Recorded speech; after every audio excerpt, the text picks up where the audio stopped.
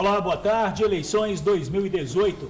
A TV Tribuna continua a série de entrevistas com os candidatos ao governo do Espírito Santo. Hoje recebemos a candidata do PT, Jaqueline Rocha. Lembrando que a ordem de participação foi definida em sorteio com a participação dos assessores dos candidatos. Todos terão a oportunidade de expor ideias, falar sobre os projetos que desenvolveram e que pretendem colocar em prática caso seja eleito. Serão 20 minutos de conversa para você conhecer melhor quem está pedindo o seu voto. Boa tarde, candidata. Boa tarde, Jorge. Boa tarde a todos e todas que estão nos assistindo. Obrigado pela prazer imenso estar aqui conversando com você, podendo apresentar as nossas propostas, né? A você e toda a equipe aqui da TV Tribuna. Muito obrigada. Obrigado pela sua participação. Candidata, no seu programa, a senhora afirma que um dos pilares vai ser o enfrentamento à violência, à criminalidade, combatendo principalmente o tráfico, equipando polícia e fortalecendo delegacias.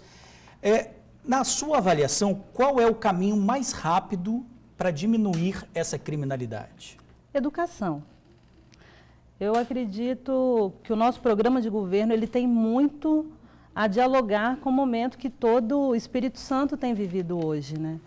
Sobretudo porque quando a gente fala do combate ao crime, nós precisamos ter ações preventivas, sobretudo para que pessoas não precisem ir para o crime como uma forma de trabalho ou de assédio, porque os mercados formais não estão dando a devida oportunidade. Então, acredito que através da educação, através dos cursos de qualificação, através de termos aqui no Estado do Espírito Santo, por exemplo, é imprescindível termos no nosso momento hoje um observatório do trabalho, para que a gente combata a feminização da pobreza, para que tenha um suporte maior para as pessoas que tenham que trabalhar e estudar e que muitas vezes deixam seus filhos e filhas em casa, ficam vulneráveis do assédio hoje do crime, né? Do mundo do crime. Agora, como governadora, a senhora disse aí que seria a educação a forma mais rápida. Mas como, então, diminuir esse crescente índice de violência, né? A gente acabou de mostrar no telejornal arrombamentos, assaltos, essa questão do enxuga-gelo que a polícia diz que prende e solta o bandido. Como seria feito para resolver essa situação? Seria a educação? Continuar com a educação?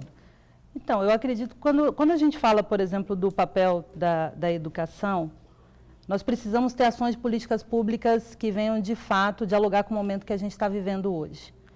Então, a violência ela não é só fruto, por exemplo, do poder da polícia, mas ela é fruto do conhecimento, sobretudo em todas as outras áreas. Hoje nós temos um nível de encarceramento muito grande, e se nós fizermos um recorte do encarceramento, são jovens negros, né, em sua grande maioria, que estão, de fato, perdendo as suas vidas muito cedo. Aqui no Estado do Espírito Santo a gente vive um momento de genocídio da juventude negra. Nós vivemos um momento também de violência muito grande contra as mulheres. E quando a gente fala de ações e iniciativas educacionais, a gente está falando, por exemplo, que nosso programa de governo ele é favorável a uma escola de tempo integral. O nosso programa de governo, ele é favorável, o Observatório de Trabalho, para que nas 10 microrregiões que hoje tem no Estado do Espírito Santo e nas 4 macro-regiões, nós possamos, de fato, descobrir quais são as potencialidades e, assim, nós gerarmos cursos de qualificação e impedir que tenha, na verdade, que esse jovem ou as pessoas que estão numa situação de desemprego, as pessoas que estão nessa situação da vulnerabilidade, que também quer ter o seu empreendimento, que também quer ter o seu pequeno negócio, que ela, de fato, possa descobrir a sua potencialidade e investir no Estado. Então, assim, ninguém quer morar num Estado violento, ninguém quer conviver num mundo violento. Nós queremos um Estado de paz, nós queremos um Estado seguro, nós queremos um Estado seguro para as mulheres, para a juventude, nós queremos um Estado seguro para toda a população. E a gente sabe que investindo na educação, a gente investindo na base do conhecimento, nós vamos conseguir ter um resultado. Eu acho que, como uma política imediata, precisa ter na área da segurança pública, nós precisamos, na verdade, chamar um fórum que contenha os poderes judiciários, poder legislativo, poder executivo e as representações da sociedade civil, para fazer um amplo debate e também estar discutindo isso com a sociedade, as soluções. Porque se de um lado você tem os profissionais que estão para nos proteger, trabalhando de maneira sucateada, como nós vimos há pouco tempo a greve da PM, a greve era uma reivindicação salarial, uma reivindicação legítima, como qualquer trabalhador tem o direito de reivindicar o seu salário e boas condições de trabalho. Então, o que o governo não pode fazer é se negar a um diálogo, o que aconteceu. Então, assim, isso tem acontecido não somente na área da segurança. O governo se negou muitas vezes na área da segurança, o governo se negou muitas vezes na área, por exemplo, de dialogar com os professores, quando teve greve, com os próprios estudantes, quando foi para reduzir o pedágio da terceira ponte. E a gente sabe que isso gera um colapso político muito grande.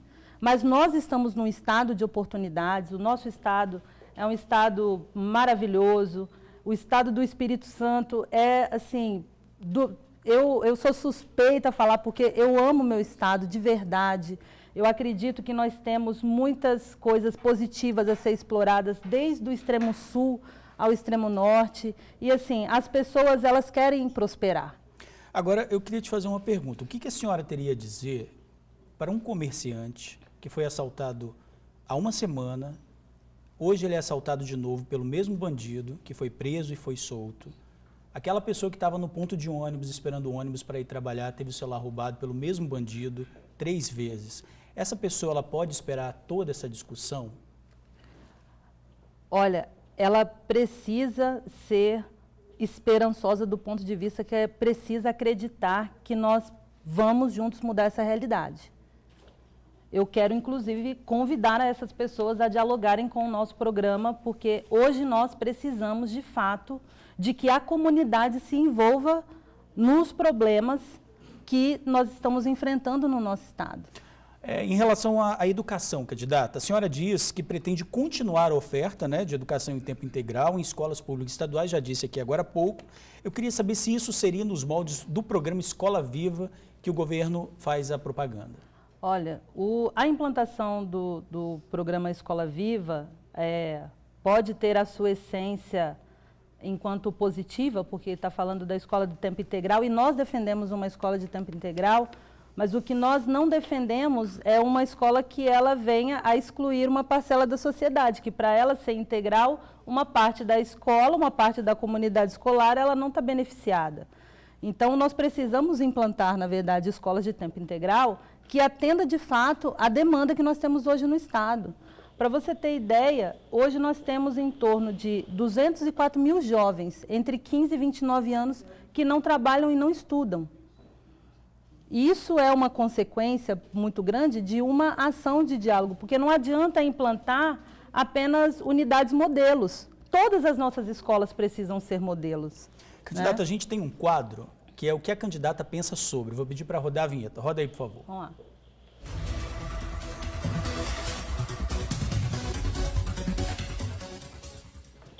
O que a Jaqueline Rocha pensa sobre redução da maioridade penal? Redução da maioridade penal não reduz a violência. Se nós, por exemplo, vamos pegar aqui o nosso estado. Eu devolveria, por exemplo, com uma simples reflexão. O encarceramento, ele resolve o problema da violência hoje? O encarceramento, ele não resolve o problema da violência, porque o encarceramento também ele está prejudicado. Hoje, os principais presídios, a justiça restaurativa, o programa do PRONASSE, que foi um programa, né, que tinha a questão da segurança pública e a cidadania implantado ainda no governo Lula e Dilma, isso não foi à frente.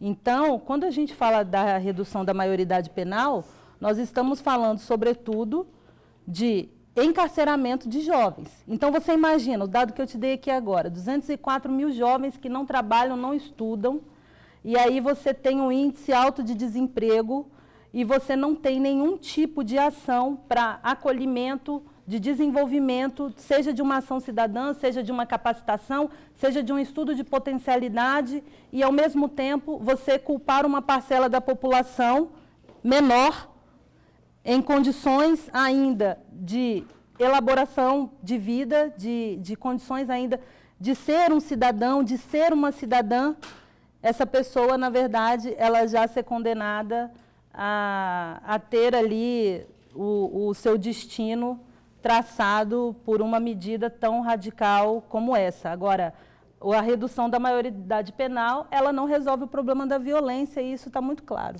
Candidata, rapidamente, em 40 segundos, o que a candidata pensa sobre a proteção para combater suicídios na Terceira Ponte?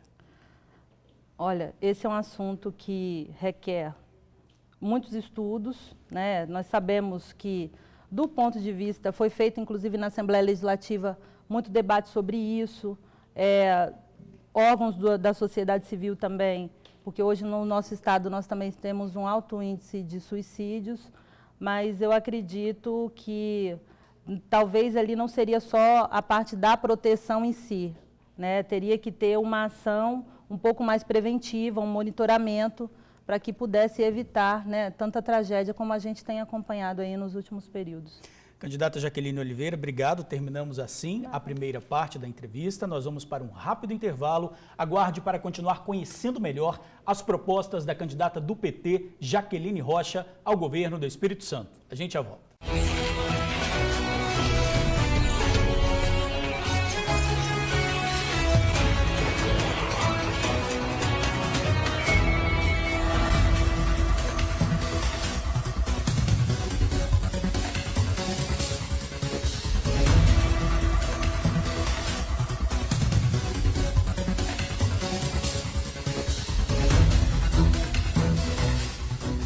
Estamos de volta com a entrevista com a candidata ao governo do Espírito Santo, Jaqueline Rocha, do PT.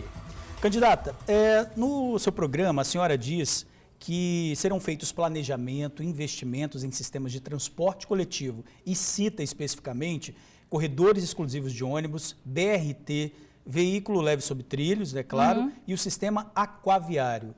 Já existe algo concreto, né, que a senhora, virando governadora, o que seria implantado no seu governo? Olha, hoje o que mais nós temos conversado, e assim, diga-se de passagem, nós estamos com uma equipe super qualificada de equipe de governo, e aí eu quero agradecer aqui ao Kleber Frizeira, ao João Paste, ao Luiz Fernando, Ruth Reis e tantos outros que têm contribuído bastante no nosso programa e nessa construção, sobretudo aqui na região metropolitana. Não somente o aquaviário do ponto de vista para transporte de público, mas ele pode ser inclusive um atrativo para que mais pessoas conheçam o estado e que dê mobilidade também, porque nós vivemos na região metropolitana aqui e é uma região muito bonita e muitas vezes a gente não pode nem aproveitar muito a cidade por conta do trânsito. Então, o aquaviário, existem estudos, de fato, que estão sendo colocados. Um dos grandes problemas hoje é que, por exemplo, o Instituto Jones, que é a nossa referência aqui no estado na área de pesquisa, ele é um instituto que ele está subutilizado. Então, se nós tivéssemos, inclusive está no nosso programa de governo também, nós precisamos, na verdade, dotar o Instituto Jones de capacidade técnica e autonomia para poder fazer a implementação do projeto. Porque, na verdade, não seria nem a convocação de um estudo, o que a gente vai fazer, primeiramente, é a implementação do projeto, é a execução. Porque o grande objetivo é, através desse programa, através da questão da mobilidade, e aí também tem experiências que estão acontecendo, como o monotrilho, em São Paulo, que funciona muito bem, dá mais velocidade, a questão do VLT, ele funcionaria muito bem só na região de Vitória. Então, tem estudos novos, tem coisas sendo modernizadas e que têm totais condições. Só que, para isso, nós precisamos, por exemplo, a primeira coisa seria, para de fato implementar esse projeto, seria pegar o Instituto Jones, no caso, dar uma nova formatação, uma autonomia para a equipe técnica, de fato, para fazer o estudo da implantação desse projeto. Em relação à saúde, candidato, um dos grandes problemas que a gente tem é a falta de exames especializados oferecido pelo governo para os municípios. Os municípios têm cotas e as pessoas têm que esperar muito para conseguir esses exames especializados. Como a senhora resolveria isso? Isso tem sido um drama, né? A área da saúde assim como a segurança e a educação, acaba sendo um drama para a população capixaba e a população do Espírito Santo, sobretudo aquela menos favorecida. Então, um dos fatos para resolver esse problema é, no caso, colocar as ofertas dos exames regionais. Eu acho que não dá mais para poder concentrar na Grande Vitória que todos os problemas de saúde se resolvam aqui. Você penaliza a população quando você tira uma pessoa de um município às 3 horas da manhã e você tem um exame marcado para 7 horas. A pessoa chega aqui sem condições, está com saúde debilitada. Então, é preciso fazer o mapeamento dos hospitais regionais e, se possível, também implantar, no caso, os núcleos de exames especializados a nível de região, porque nós temos hoje municípios que são referências na área de saúde. O grande problema é que você não consegue trazer todas as especialidades, então existe uma concentração muito grande. Então, no nosso programa de governo, um dos maiores objetivos em relação à saúde é descentralizar, sobretudo, esses agendamentos e o atendimento à população, e não a concentração, como é feita aqui na Grande Vitória. Candidato, sobre moradia, a gente vê muitas ocupações de prédios, principalmente no centro de Vitória, de famílias que não têm onde morar. Qual é o seu plano para isso? Olha, o governo federal, o governo Lula e Dilma, principalmente o governo da Dilma, ele revolucionou, de certa maneira, aqui o estado do Espírito Santo, tanto na área da construção civil, com o programa Minha Casa Minha Vida, e quanto também com o pacto com os municípios, quando fazia a entrega das casas por um valor, né, um pouco mais simbólico. Existe um problema, e aí, assim, aqui no estado, que é necessário dialogar sobre ele, que são muitos prédios desocupados, inclusive muitos deles que precisam ter estudos, porque podem, inclusive, colocar em risco a população que está em volta por deterioração. Esses prédios, eles vão passando, eles vão se deteriorando. Então, seria essencial que o governo pudesse fazer um mapeamento desses prédios para que pudesse, de fato, estar utilizando de moradia para a população que não tem condições, estabelecendo um programa, buscando também apoio do governo federal, né, para poder fazer essas parcerias e estar oferecendo moradia digna para as pessoas. Vamos saber mais o que a candidata pensa sobre? Vamos. Roda a vinheta aí, por favor.